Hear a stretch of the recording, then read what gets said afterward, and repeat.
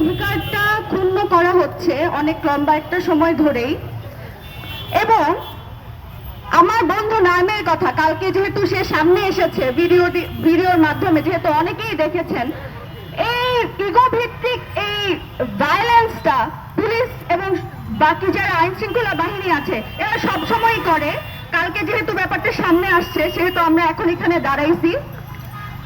নাইম উদ্যানে হাঁটতেছিল, ওকে প্রশ্ন করা হয়েছে, ওকে প্রশ্ন করার ভিত্তিতে ও পাল্টা প্রশ্ন করছে যে আমাকে প্রশ্ন করছেন কেন। ও কিন্তু দেখাইছে আমার কাছে কিছু নাই। ও প্রশ্ন করেছে, এই অপরাধের ভিত্তিতে ওকে নির্মমভাবে মারা হয়েছে। এটা কোন জায়গার ন্যায়? এটার কে জবাবদিহিতা দিবে? আমরা কোনো জবাবদিহিতা চাই না। ডিসি মাসুদ সহ যে বাহিনী, তার কোনো জবাবদিহিতা আমরা চাই না। আমরা এখন বিচার চাই।